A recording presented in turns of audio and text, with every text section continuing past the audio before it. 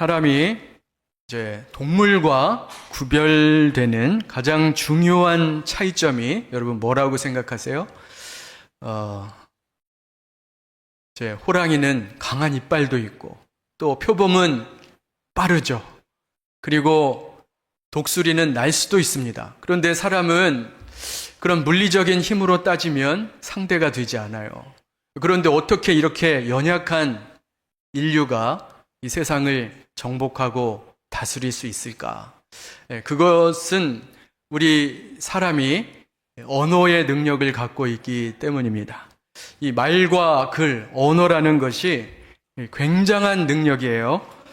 여러분 한번 상상해 보시기 바랍니다. 언어가 없다. 그러면 과연 우리의 삶이 어떻게 되겠습니까? 우리의 삶이 다 사라져요. 가정생활도 안 되고 직장생활도 안 되고 신앙생활도 불가능합니다. 다른 사람과 소통할 수 없죠. 또 물건도 사고 팔 수 없습니다. 우리가 하는 모든 활동들이 다 언어를 통해서 이루어져요. 뿐만 아니라 인류의 모든 기술과 학문, 문명은 언어에 기초를 하고 있어요. 이 언어를 헬라어로 로고스라고 하는데요. 이 로고스라는 말에서 영어 language라는 말이 나왔습니다. 그리고 영어로 모든 기술과 학문을 뜻할 때 그 끝에 로지라는 말이 붙어요. 그래서 기술, 테크놀로지, 또 생물학, 바이올로지, 신학, 하나님을 배우는 학문, 신학을 띠올로지라고 합니다. 그래서 이 로지라는 말이 로고스라는 말에서 파생된 전미사입니다. 이게 무슨 뜻인가? 인간의 모든 학문, 모든 기술, 모든 문명은 언어에 기초하고 있다. 이것을 우리에게 알려주고 있어요. 그래서 플라톤과 아리스토텔레스도 그렇게 말을 했죠. 세상의 근본은 로고스다. 세상의 기초는 로고스다. 이렇게 말을 했습니다.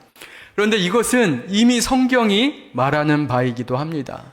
우리가 잘 아는 창세기 1장 1절 3절 말씀 같이 한번 읽겠습니다. 자, 시작.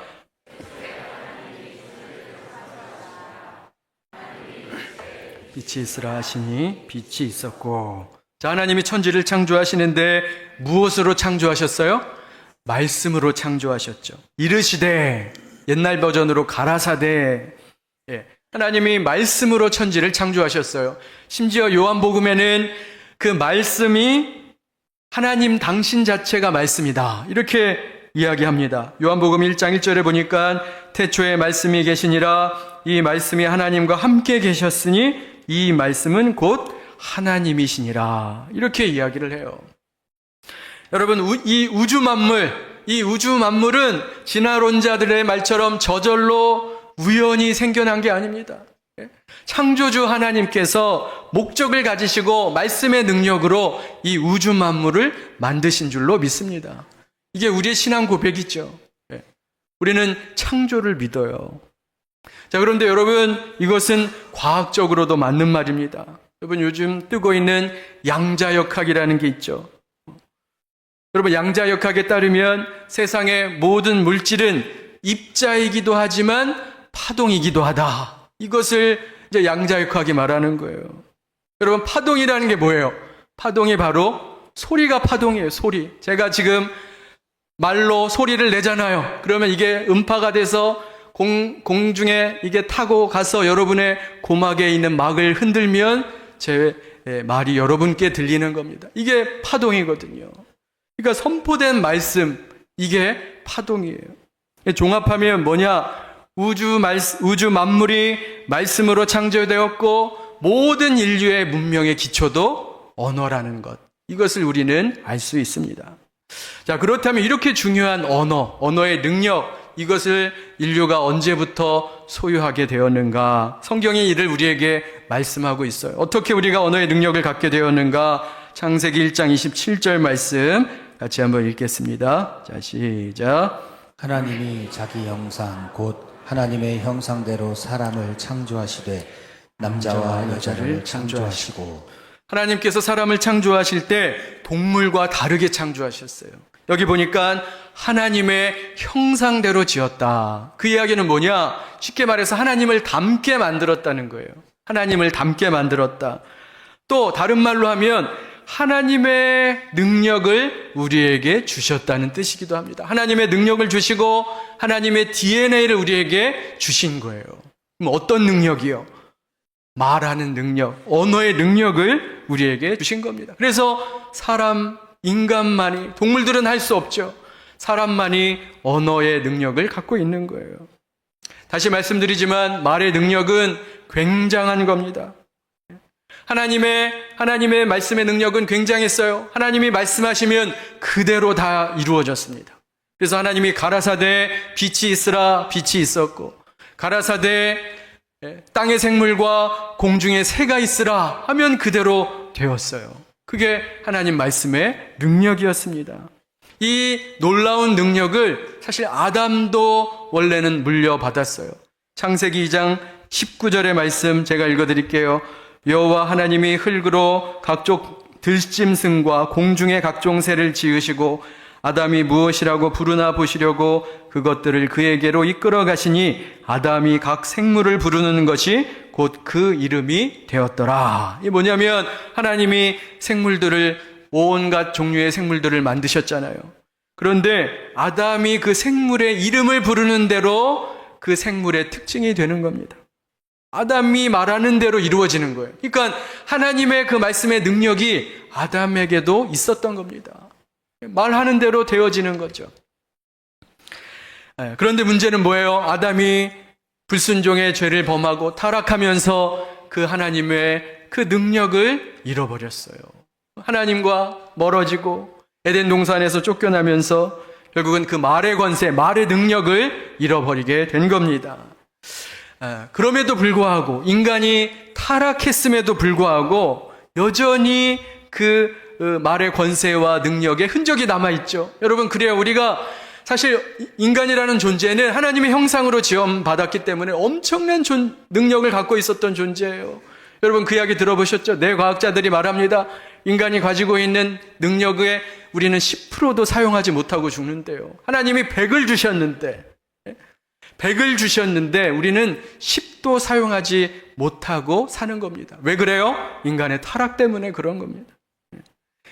이렇게 부족하지만, 타락하고 오염됐지만 그럼에도 불구하고 여전히 그 언어의 능력이 우리에게도 있는 것을 보게 되는데, 우리가 잘 아는 말이 있죠. 말이 씨가 된다. 말이 씨가 된다.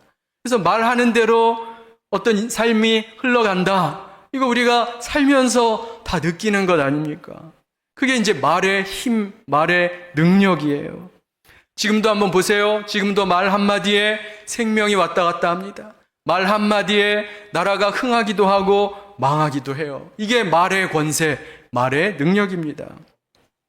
여러분, 사람의 말도 이렇게 능력이 있는데 하물며 천지를 창조하신 하나님의 말씀의 능력은 얼마나 크겠습니까?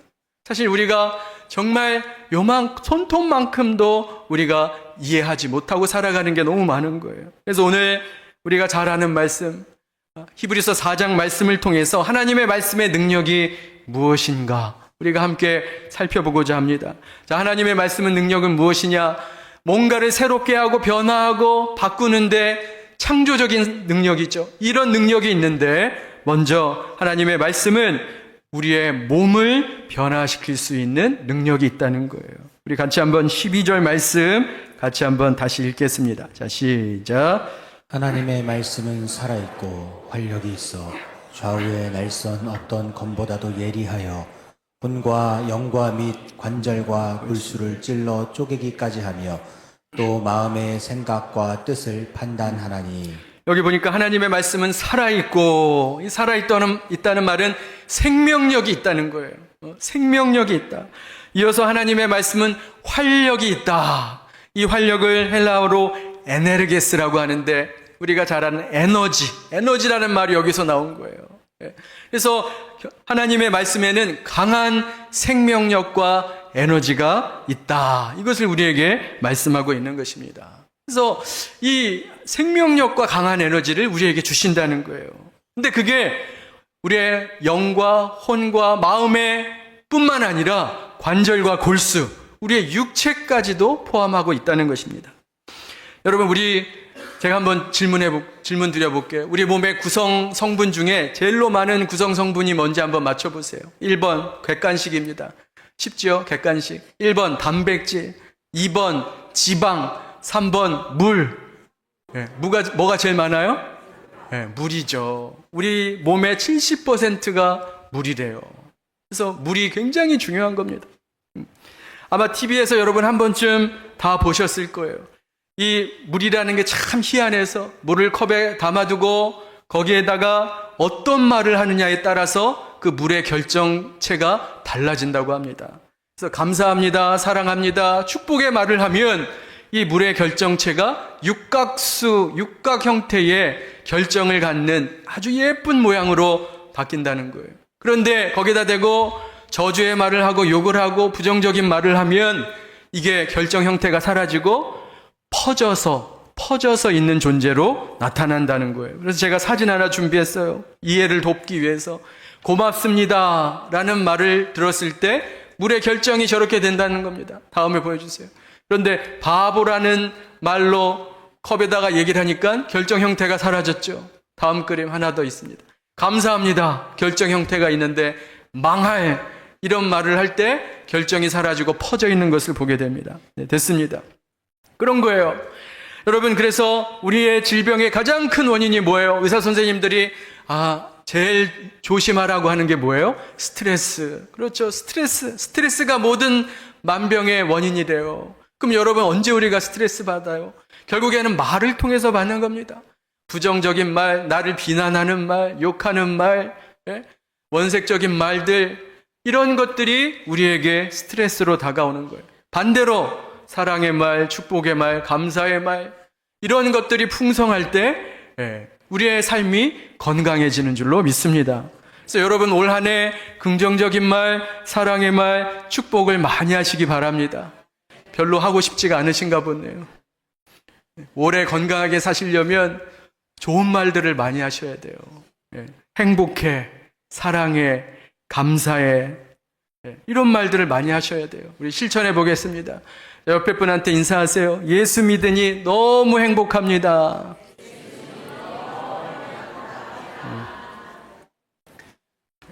그래서 우리가 의도적으로 좋은 말, 사랑의 말, 축복의 말을 많이 해야 되는 거예요. 올해 표어가 선포된 말씀이 인생을 바꾼다. 선포된 말씀이 인생을 바꾼다. 이 인생 안에는 우리의 영혼과 마음만 들어있는 게 아니에요. 우리의 육신도 포함되는 겁니다.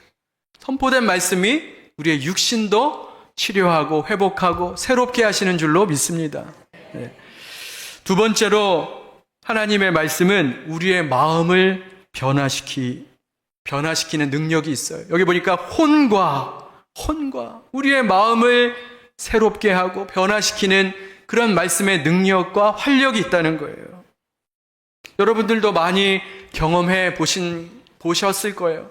마음이 불안할 때, 염려로 잠 못 이룰 때, 내 마음에 근심과 걱정이 가득할 때, 그럴 때 하나님의 말씀을 통해 우리는 마음의 힘을 얻습니다. 평안을 얻습니다.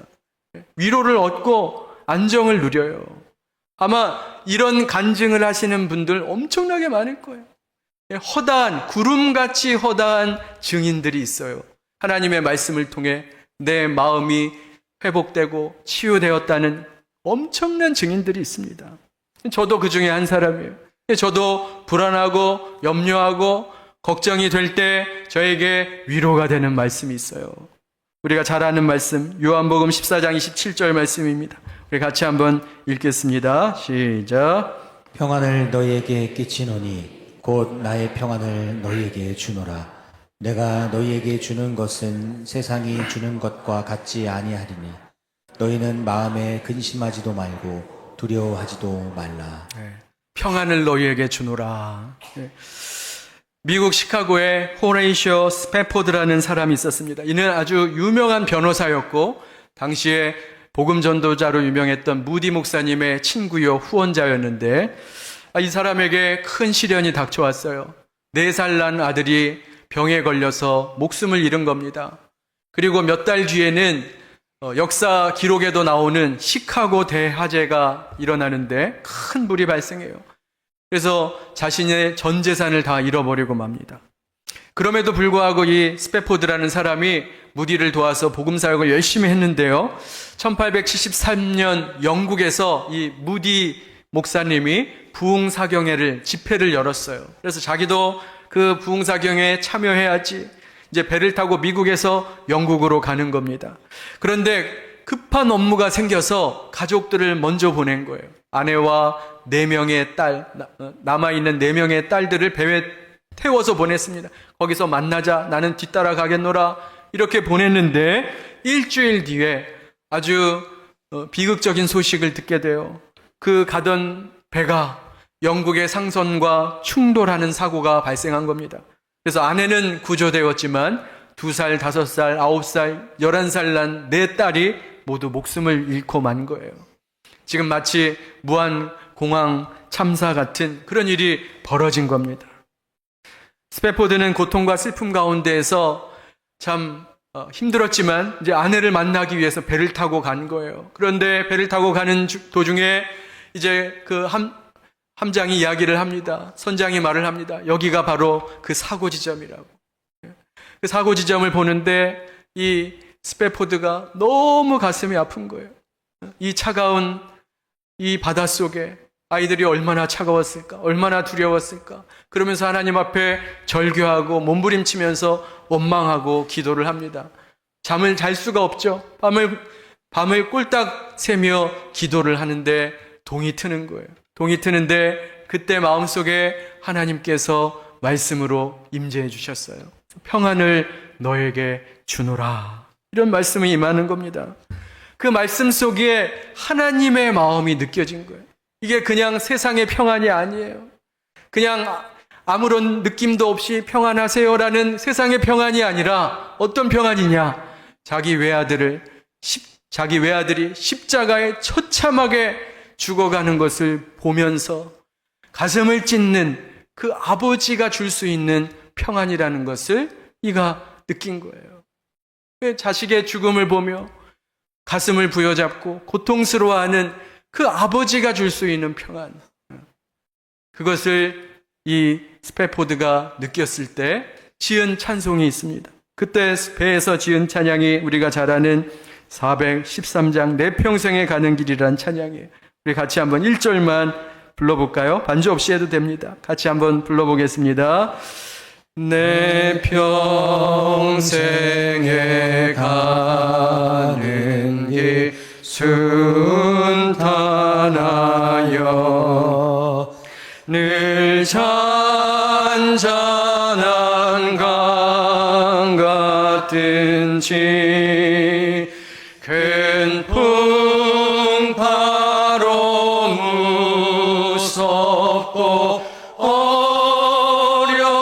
어렵든지 나의 영혼은 늘 편하다. 내 영혼 평안해. 내 영혼 평안해. 그래서 하나님의 말씀이 우리 마음에 임하면 세상이 줄 수 없는 평안, 그리고 마음의 변화가 일어난다는 것을 우리는 확실히 믿습니다. 마지막으로 하나님의 말씀은 우리의 영을 변화시킵니다. 이것이 가장 중요한 포인트인데요. 자, 하나님의 말씀은 어떤 능력이 있느냐? 죽었던 영혼을 살리는 능력이 있다는 거예요. 여러분, 보통 칼에는 2 종류의 칼이 있어요. 먼저는 한쪽에 날이 있는 칼이 있죠. 주로 여러분 부엌에서 쓰시는 칼이에요. 이 칼은 주로 어떤 데 씁니까? 썰고 자르는 데, 음식하는 데 주로 쓰지요. 자, 그런데 오늘 말씀해 보니까 좌우의 날선검이라 그랬어요. 말씀은 마치 좌우의 날선검 같다. 로마군이 쓰는 검은 좌우의 날이 있습니다. 그러면 이거는 어디에 쓰는 거냐? 찌르는 데 쓰는 거예요. 찌르는데, 썰고 자르는 게 아니라 찌르는 데 쓰는 거예요. 관통시키고 찌르는 데 쓰는 겁니다. 그래서 본문에도 말하지요. 하나님의 말씀이 좌우의 날선검 같이 우리의 혼과 영과 및 관절과 골수를 찔러 쪼갠다. 이렇게 말하고 있어요. 그래서 하나님의 말씀은 우리의 영혼을 찔러 쪼갠다는 거예요. 보기에는 우리를 죽이는 것 같아요. 그런데 이게 죽이는 게 아니에요. 이게 살리는 겁니다.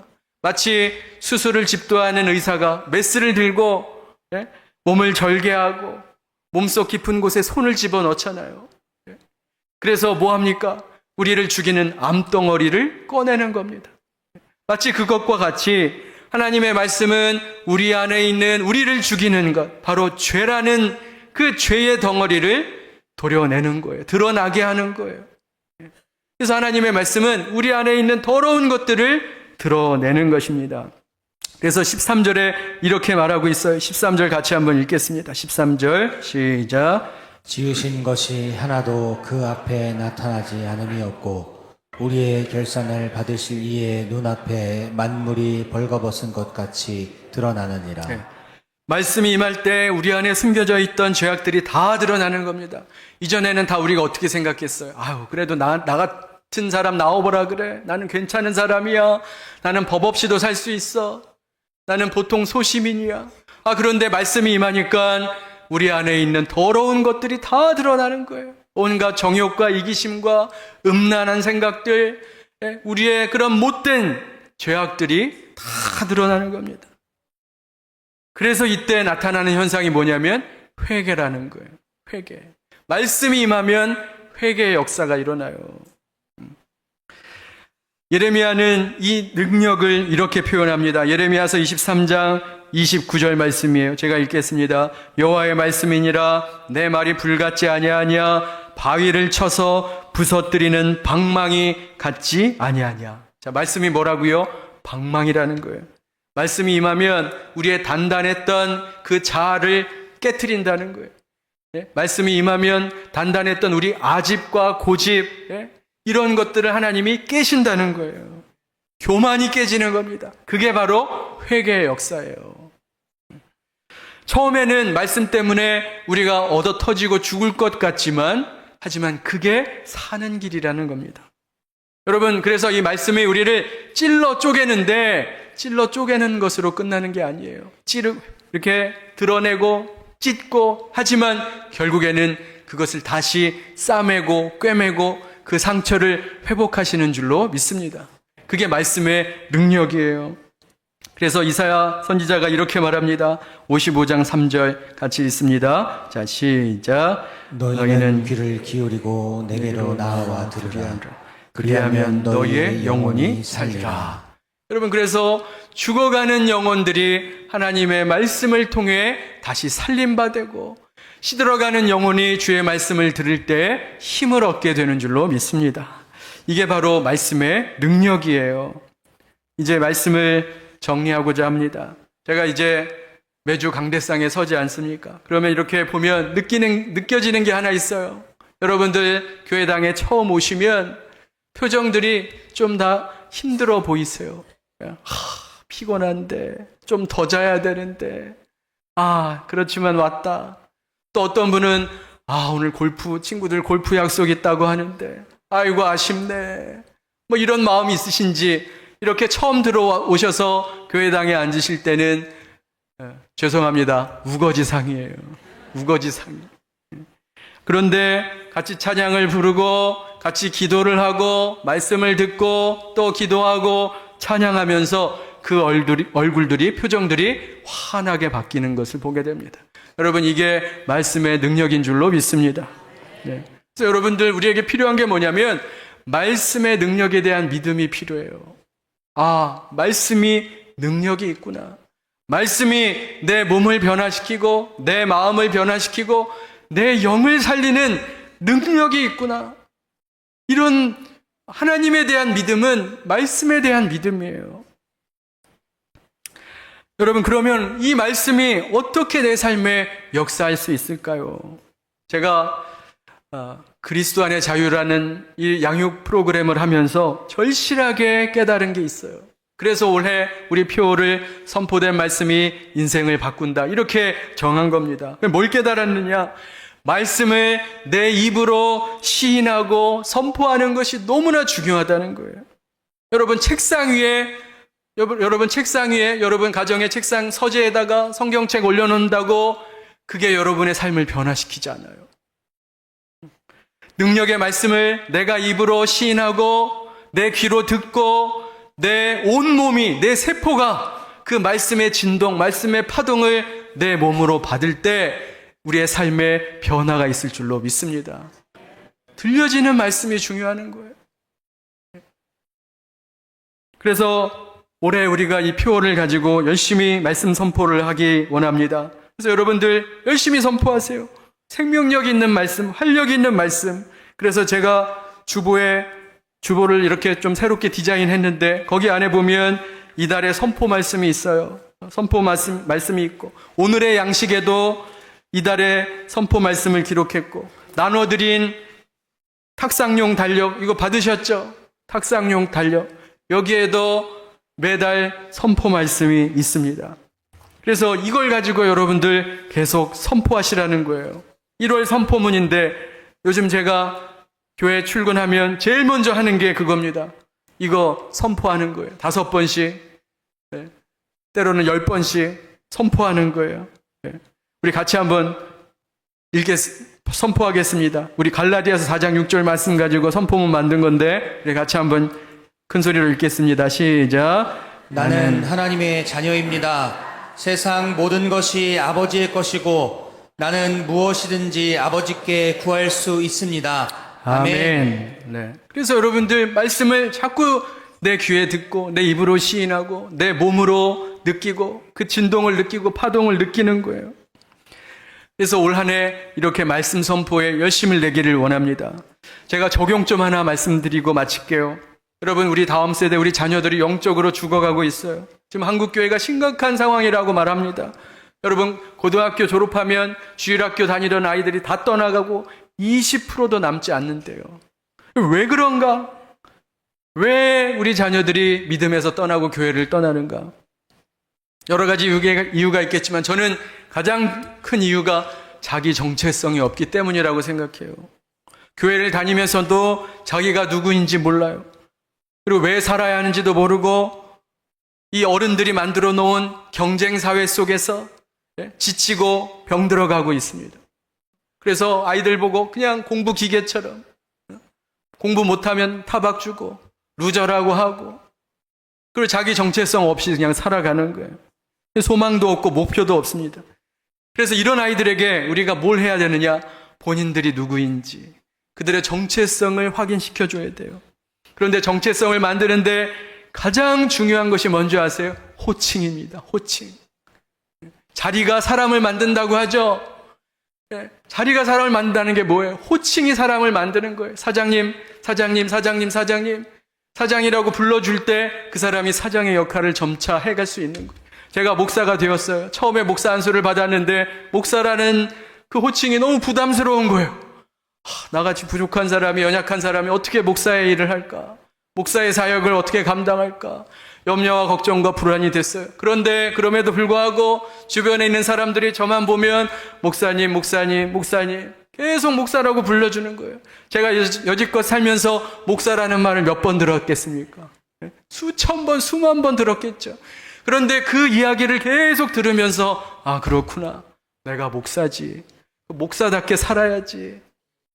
이런 저의 정체성이 생기더라는 거예요. 마찬가지입니다. 우리 자녀들에게 필요한 게 뭐냐면 정체성이에요. 야, 너 공부 못하니까 너 인생 실패자야. 맨날 이런 소리만 듣고 있으니 그 영이 죽는 거예요.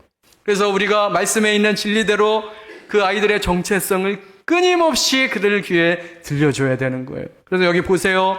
내용이 뭡니까? 너는 하나님의 자녀야. 너는 하나님의 택한 백성이야. 너는 하나님의 참 귀한 사랑으로 충만한 사람이야. 너는 하나님의 걸작품이야. 이 성경에 나온 이 진리의 말씀들, 우리가 누구인가를 선언하고 선포하는 이 진리의 말씀들을 그들에게 끊임없이 귀에 못이 박히도록 수천 번, 수만 번을 들려줘야 한다는 거예요. 그래야 자기들이 어떤 존재인지 확실한 정체성을 가지고 세상에 나아가서도 절대 꿀리지 않고 승리할 줄로 믿습니다. 그래서 그 일을 하시라는 거예요. 근데 문제는 뭐예요? 성경에는 이렇게 하나님이 기록해 놓으셨는데 성경에는 그리스도인이 누군지, 하나님의 백성이 누군지, 그들은 하나님의 자녀요, 거룩한 백성이요, 걸작품이요, 축복의 통로라고 이렇게 써놨는데 문제는 아무도 그 이야기를 들려주지 않는다는 거예요. 덮어만 놓고 우리 자녀들이 그 이야기를 들을 수가 없어요. 여러분들이 입 다물고 있으니까. 그래서 우리가 입을 열어서 이 진리의 말씀을 선포하자는 겁니다. 그 귀에 들리도록. 그래서 수천 번, 수만 번 그들이 그 정체성을 들을 때, 아, 내가 하나님의 자녀구나. 내가 하나님의 걸작품이구나.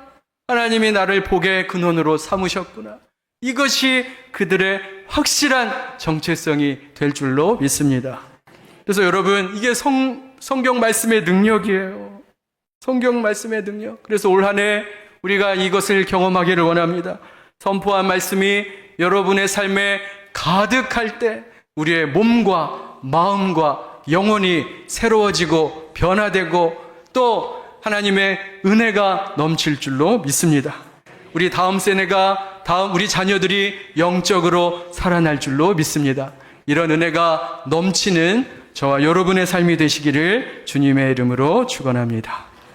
기도하겠습니다.